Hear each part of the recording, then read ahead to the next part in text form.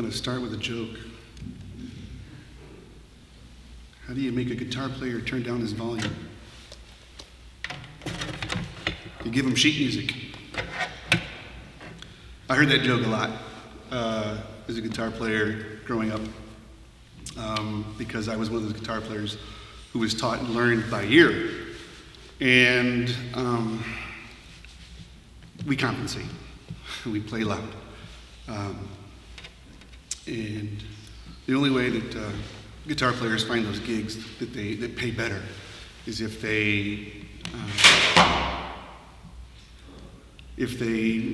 can broaden their horizons, broaden their abilities, deepen their knowledge. And so that is how I've come to be sitting before you today. It is my objective to organize a living document that will grow as I continue to develop my pedagogy, my teaching method, and my delivery, but also for my own ability as a performer. And to illustrate how hopefully a formal method of study can benefit a guitar player with virtually little or no formal instruction, like myself, like a lot of guitar players that I encounter, so I can help them as well. As a hobby guitarist for approximately 4 decades, and an educator for the last 12 years, I have relentlessly sought a pedagogical method that will allow me to grow as a performer and a teacher, a progressive method that I can absorb and implement. Through the course of study these past 2 years, I've accumulated materials and methods. New practices, methodologies have emerged, and new skills have developed. A flexible, iterable document has grown from these efforts.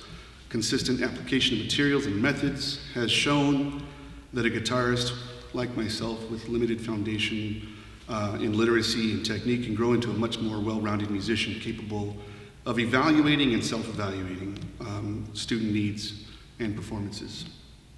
As the methodology is acquired and implemented, the evidence suggests that improvements can be quantified by achieving performance abilities.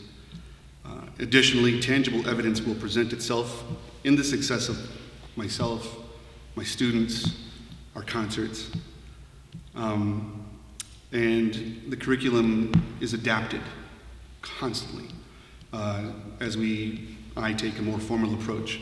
I've had to revise and adjust my curriculum over the last 12 years to what I'm learning here now, and I can tell you I immediately see the benefits of implementing these methods in my classes. Currently, or previously I suppose, my method had sort of been a hodgepodge of mixed multiple sources over the course of my career. Without going too deep into the existing curriculum, I can say it was sorely in need of improvement, evolving, supplementation, the way picture books should graduate to easy readers and chapter books.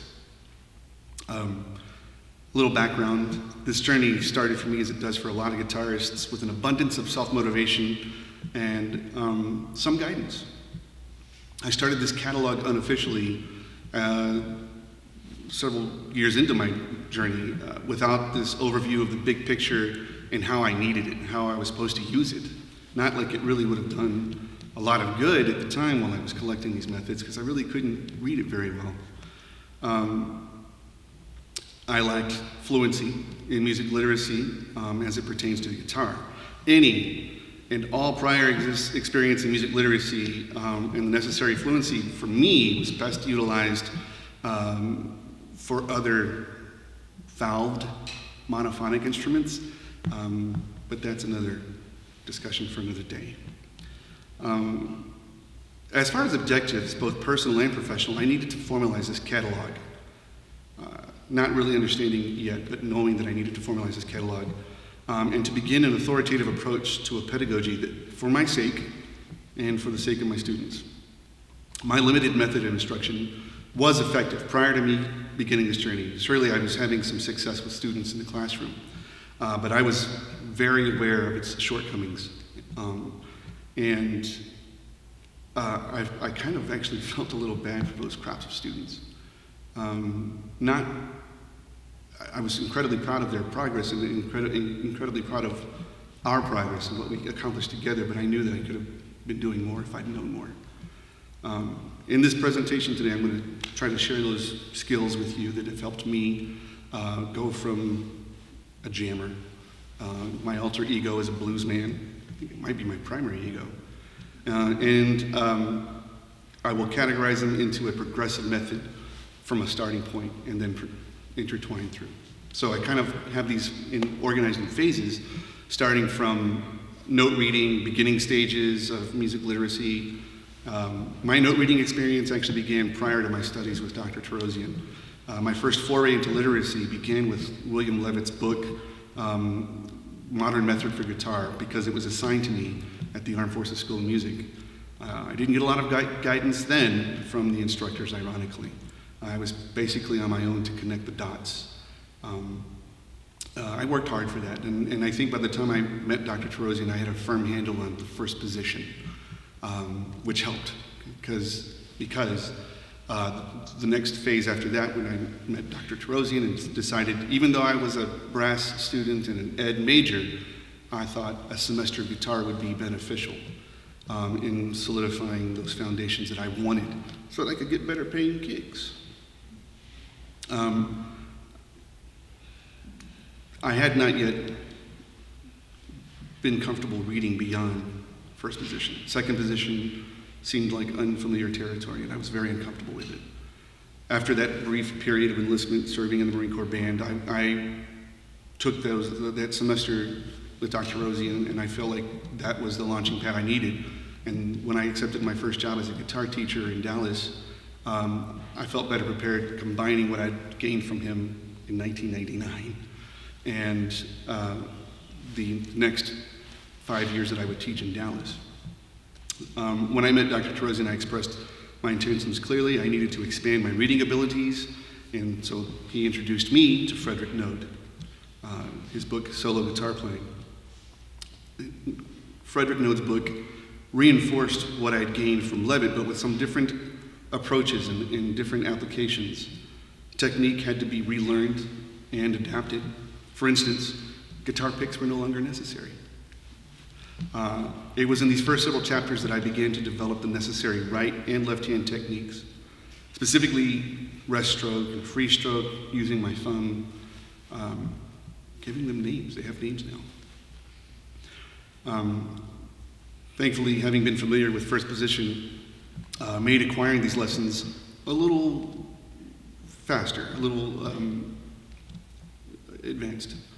However, given the gap in lessons from 1999 and 2022, it was necessary to learn and discover best practices and strokes for tone production, learning how there's some crossover in technique, different articulations, some overlap, if you will, and again, knowing how it applies to what I do with an electric guitar or a different kind of guitar definitely, I think, gave me a little bit of an advantage when it was time for me to learn how to apply it to this guitar. But again, method might have been a little different.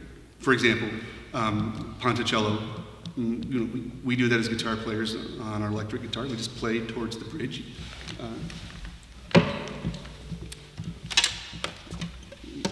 With a pick, and then with a different part of the nail, right? So tasto, we just call it codo or playing over the neck, and we would get this different tone. With the guitar pick, the tone is similar, but again, the method might be a little different. Alternation, picking up and down and learning how to alternate, let my fingers do the walking. Carriage of the instrument was vastly different, but learning how to properly hold this instrument for this kind of music and this kind of instrument facilitates better tone production, it facilitates technique, learning how to hold the guitar for this method, and then teaching others how to hold it so that they wouldn't give up so easily. Most of my beginning students will blame the size of their hands, when really it's simply a matter of just holding the guitar correctly. Probably the most difficult aspect in this first phase is fretboard mastery. We don't know when we're starting, like I did, we didn't know what this position was called. We didn't know the name of this note here. And I found it difficult, again, just moving beyond first position for that reason, not having fretboard mastery. For example, while there may be only one way to play G on this instrument, there are several ways to play G on this instrument in the same octave. I can tell you it is frustratingly ironic to have achieved a level of fluency in musicianship and faculty in a different instrument, but not been able to transfer that knowledge to this instrument without guidance. Surely there's a plethora of other concepts and ideas that transfer over, but it's more on the page than in my hands. Phase 1 and Phase 2 are intertwined. They kind of overlap each other. Advancing literacy in technique, harmony, melody. It was necessary to relearn my scales differently than how we learned them, how we were taught to learn them in the Armed Forces School of Music. Thankfully, Andres Segovia provided the means. And there was some familiarity in scale shapes where I might play, I've learned to play a major scale this way.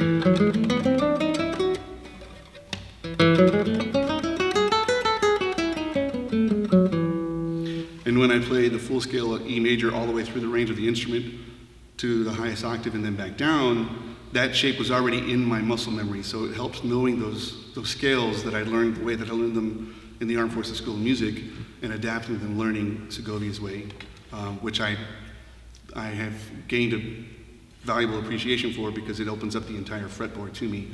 And again, fretboard mastery is essential.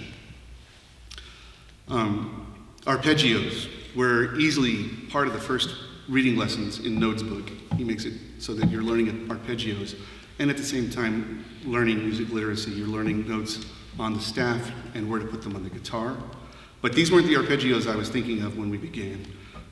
As someone who played horns, I imagined arpeggios a little differently. This new method of arpeggios, as it pertains to the guitarist, was going to clear up a lot of misconstrued interpretations of songs like Dust in the Wind and Landslide. I made attempts to crack finger-picking patterns mostly by ear, but learning this approach to arpeggios opens the door to a new skill set. Node's book approaches the subject slowly, thankfully, and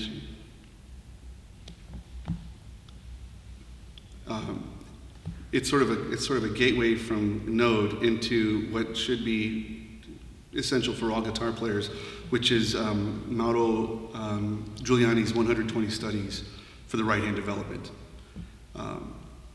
And if this is the workout, if this is gateway to the workout and the starting point, then it's best applied in other etudes.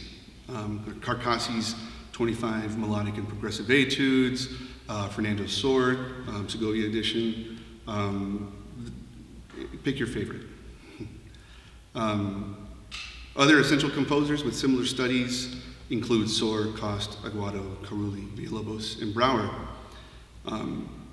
I learned that each of these different etudes would target specific skills, not just arpeggios, finger independence, stroke development, melody with accompaniment, putting the melody in a different part of my finger, going from becoming a linear horn player, which is where my mindset is as a horn player. I thought sort of two-dimensionally, up and down, left and right. And as a guitar player now, I have a bass player, I have harmonic support, and I have a melody, which I hope I've either already demonstrated or will demonstrate as I play for you further. It becomes a part of the cataloging process to ascertain the benefits of the duets, to use them as a prescription for any deficiencies. For example, some etudes present learning opportunities for ascending legatos, and others might be specific for descending legatos. Some of what I've prepared tonight will demonstrate, I hope. I understand these different phases of literacy and fluency are always going to be interspiraling. You'll come back to them, and you should always continue to read your etudes to reinforce those skills and abilities, and to look at different, like once I've become really comfortable with the target objective, then I can go back and start to add other dimensions to the music, phrasing, all the musicality between the notes. And constantly reading new materials reinforces those skills. I think one of the biggest lessons that I've learned these past couple of years is that one of my first objectives, what I told Dr. Tarosian was, I want to be that good of a sight reader that I can just look at anything and sight read it. But I think one of the biggest lessons I had to learn first was, regardless of your skill as a sight reader, there's always going to be need for some preparatory work, looking at your music and deciding what is the objective, where is the phrasing, what is the harmonic function of this chord. I actually had to question if I should not amend my goal to become a better sight reader so I could do less preparation, but know that there's no shortcuts. So Node's book is probably the most comprehensive collection of reading material, as good for sight reading as it is for deeper dives of understanding into specific desired skills. I appreciate that Node prefaces his studies and exercises with succinct insight for those of us willing to take the time to read them before playing them. In some of the other editions for SOAR, Segovia, there's not much more than a preface, but at least they give you some fingering. So that's the prep work. The prep work has sort of been done partially for you. You just have to study the right fingerings. It still requires forethought, intentional planning, and overall diligence. And part of the underlying objective should be to reach a level of automaticity through consistent practice. That is the idea that the brain and the muscle is trained to do it automatically without having to think about it like second nature. Phase 3 is advancing musicality in performance. Etudes obviously provide a perfect opportunity to apply those techniques and implement elements of musicality. I feel that there is an inherent dichotomy in musicianship. It requires somewhat a mechanical approach with time and technique, and the other half of that would be the artistry, bringing out the intention of the composer in your playing in the music. The studies give multiple opportunities to improve skills, scales, chords, alternation, arpeggios, articulations. I realized, despite being able to read much of this, of course, planning should always be done in preparation beforehand. And then we add another level of depth, deciding phrasing, and sometimes that's pretty obvious and sometimes it's not. So a little help never hurts. I think one of the best ways I felt I got out of this was improving my musicality in this direction was playing in an ensemble. Ensemble provided ample opportunity to apply musicianship, the art of reading the music between the notes. Part reading in an ensemble provided me with time to focus on maybe one or two concepts while playing, and then hearing how my part fit in with others, and I got to see what they were doing, and maybe what they were doing might have been similar or different in terms of approach or technique.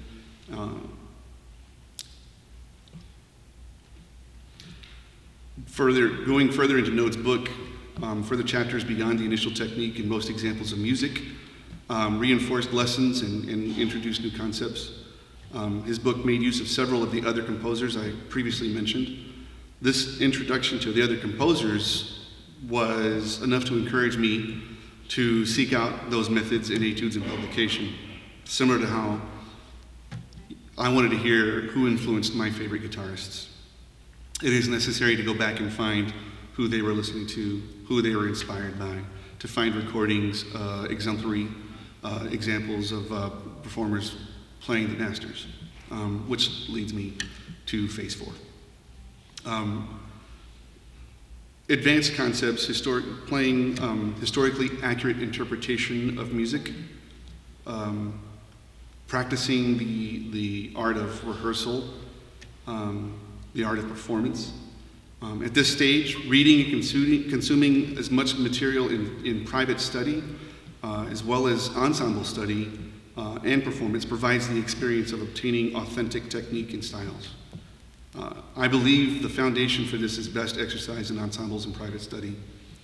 Choosing a varied repertoire of differing periods and styles, reading any background information offered by the composer, the arranger, whoever prepared this particular edition, and listening again to suggested performances and recordings. It is an essential component to do critical listening, either with your ensemble, your teacher, other ensembles, and adapting your technique to produce authentic, historically accurate performances. By learning and performing with other musicians of different levels of ability, I learned to appreciate Victor Wooten's suggestion that to progress, on top of all the foundational material that's been done, one of the essential ways to progress, one must play with others who have achieved a higher level of proficiency and total mastery of the instrument, while he places an emphasis on the traditional meaning of the word play. In simpler terms, I think I just heard him say, you gotta play with somebody who's better than you. And that has been one of the best things about playing with my ensemble here at Northeastern, is that I highly respect all my fellow musicians in the ensemble, and I've learned a little bit of everything that I've gained from a little bit of everybody in the ensemble. So now to this document. The document that the idea for my document is meant for me to track skills and to evaluate progress of those skills.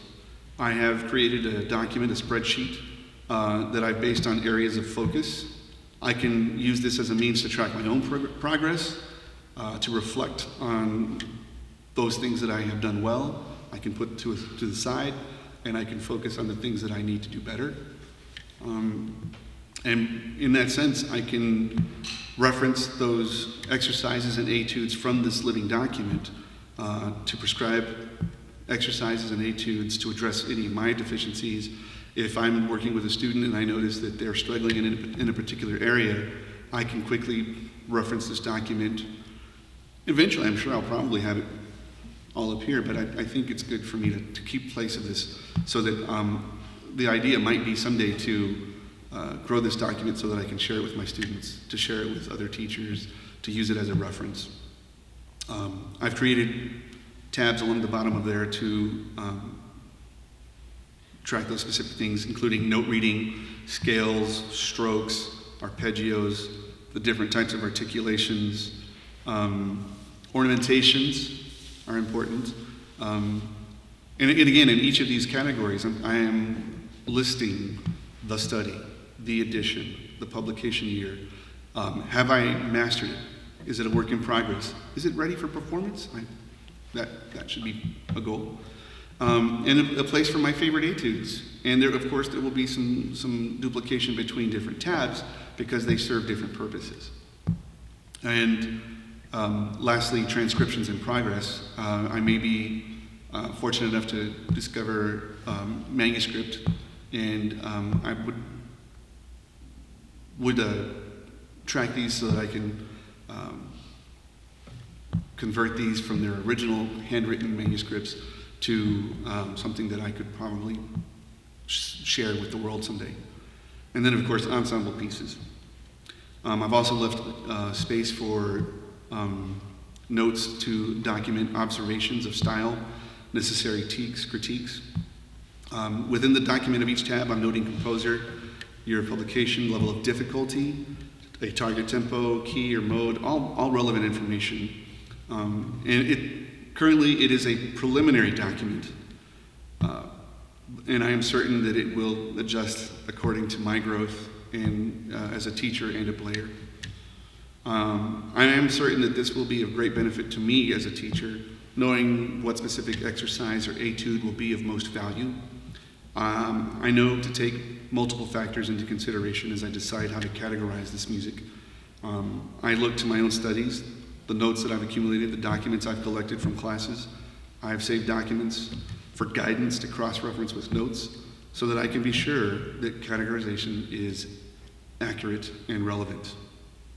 Eventually, the document will require review to ascertain its effectiveness. It will require review and updates. I'm happy to share and get feedback from other teachers, other performers, and I look forward to sharing that with you whenever you ask for it, whenever you want it. So, before I wrap up, I'd like to say thank you for coming tonight. Thank you for enduring my discussion. And I'd like to just acknowledge a few people. I'd like to acknowledge Flor, my wife, for encouraging me to continue, and for your continued love and support. My parents, Reuben and Helen, for believing me no matter what. My dad, specifically, for being my first guitar teacher. See what you started? Sophia and Noah, my reasons for being and for getting up every day and deciding to do it all over again, and then going back to bed with the thought that I can do it again tomorrow. And to my students, without you, why else would I be doing this? So, and lastly, to Dr. Tarosian, thank you for your continued objective support and encouragement. I will be playing a little bit more for you very soon. Thank you.